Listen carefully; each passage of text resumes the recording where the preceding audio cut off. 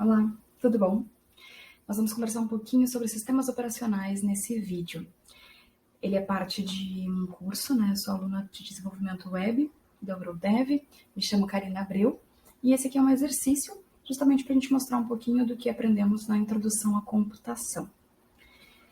Bom, então nós trabalhamos partes do computador, toda uma base inicial para então entrar no sistema operacional.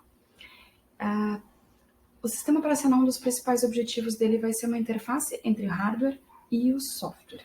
Sendo que o hardware são as partes tangíveis, né, tocáveis, físicas do computador, enquanto que o software é toda aquela programação que determina como que esse computador vai funcionar.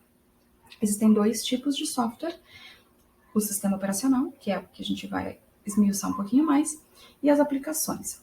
As aplicações são aquelas mais voltadas para o usuário, com um objetivo específico, como editor de texto, jogos, e precisam justamente de um meio de campo com o hardware. E é isso que o sistema operacional faz. Esse gerenciamento dos recursos, inclusive entre os aplicativos, como, por exemplo, de memória, enfim. Então, essa interface é ela que permite, inclusive, que muito mais pessoas tenham acesso a computadores atualmente do que tinham antigamente. Por quê? Justamente porque no core, toda a programação ela é muito mais densa, é necessário mais conhecimentos específicos, então o sistema operacional vem para fazer uma tradução desse sistema, é isso que trata a interface. Para trazer um exemplo sobre interface, eu trouxe uma curiosidade da minha área. Esse que está na tela, que vocês estão vendo, é um print de um programa chamado Saber, que é uma companhia enorme, ainda existe. Para vocês terem uma ideia, ele lembra um pouco um CMD, né? E é um programa que ele foi criado nos anos 60, entre a American Airlines e a IBM, e era extremamente inovador.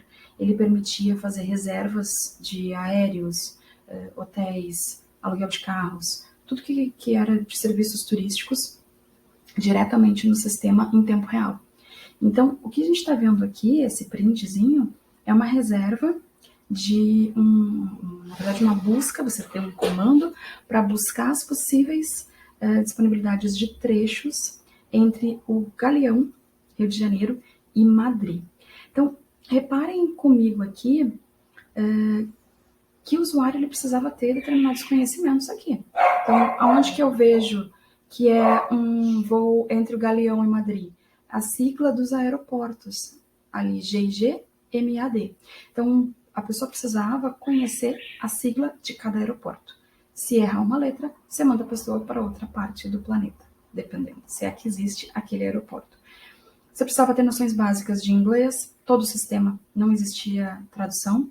E vejam, eu não sou tão antiga, esse sistema aqui eu usei até 2005 e ele ainda era nesse formato, né? Aqui as opções que apareceram são da Latam.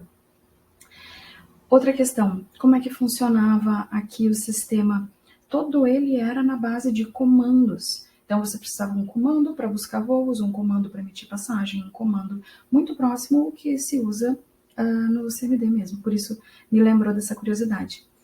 O que vai acontecer? Esse sistema ele era focado para agentes de viagem. Então, o agente tinha esse conhecimento e, com isso, ele centralizava as principais reservas e era muito prático porque ele conseguia, em tempo real, se comunicar com um hotel do outro lado do mundo.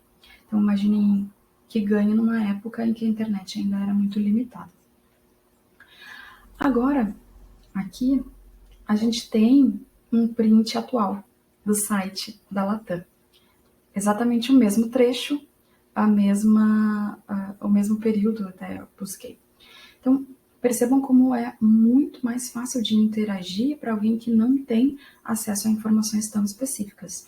Então, o próprio ali aeroporto, vem a sigla GIG, mas você consegue ler também Rio de Janeiro, você consegue ler o nome da cidade.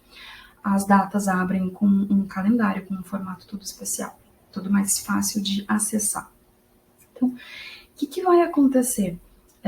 Essa mudança, as empresas aéreas e de vários outros serviços, hotelaria, companhias aéreas, enfim, passam a buscar o seu cliente diretamente via sites. e vão se especializando nisso e tornando muito mais acessível. Essa interface mais amigável, mais intuitiva, mais agradável, inclusive, ela torna muito mais fácil uma pessoa leiga buscar por conta própria, ao invés de depender de uma agência de viagens.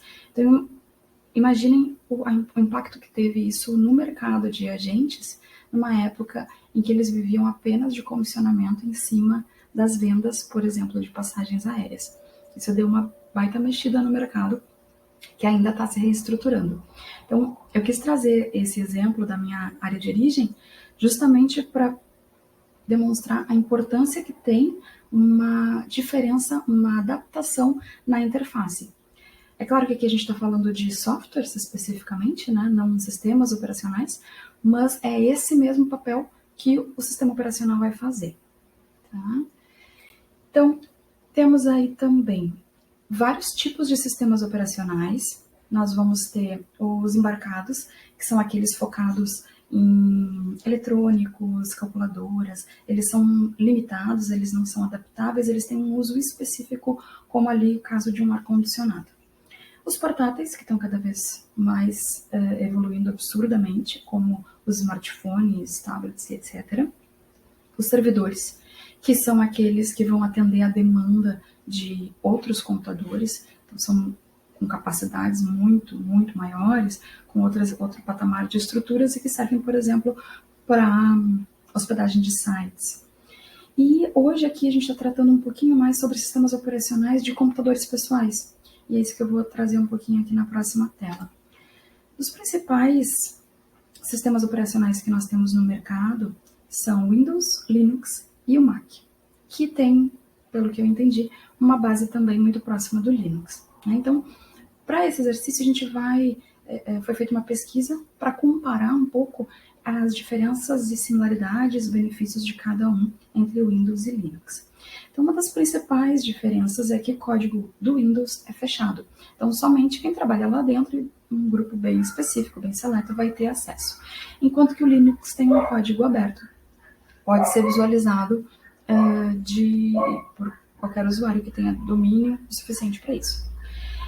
A questão de licença também é diferente. Então, o Windows tem restrições de licença, é pago, enquanto que o Linux é gratuito. Claro que a gente sabe aí dos piratinhas, né? Mas existe sim uma cobrança para ter o uso legal do Windows, enquanto que o Linux não tem essa necessidade. Outro aspecto importante é que o Windows ele tem uma rigidez quanto à aparência. Ele vai ter sempre o mesmo formato. Mudam as versões, ele acaba tendo praticamente o mesmo protótipo, o que facilita para aquele usuário acostumado com ele.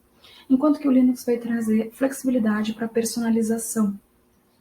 Então, para quem gosta de um outro formato, para quem tem outra necessidade, ele consegue ser composto de forma diferente. Outra questão que o Windows, pelas pesquisas que foram feitas, ele tem mais compatibilidade com os aplicativos, justamente porque ele tem um mercado maior, ele tem 95% dos usuários brasileiros, segundo uma pesquisa recente. Então, os aplicativos e outras estruturas são criadas pensando no Windows, o que, inclusive jogos, acaba tendo mais oferta. Por outro lado, os aplicativos feitos para compatibilidade com Linux tendem a ser gratuitos, o que também muda um pouquinho o jogo. Outra questão que foi vista foi em relação à segurança, que o Linux se torna mais seguro justamente por ter um código aberto, ele pode ser verificado por vários pares, vários profissionais da área, enquanto que o Windows, até pela questão de mercado, pela capilaridade, é mais visado para ataques. Então, pelo meu entendimento aqui, o Windows vai ser mais indicado para novatos, para quem não tem muito domínio, enquanto que o Linux permite muito mais proveito para quem domina o seu uso e suas possibilidades. Acaba tendo maior proveito. Então, obrigada para você que assistiu até aqui. Obrigada pela paciência.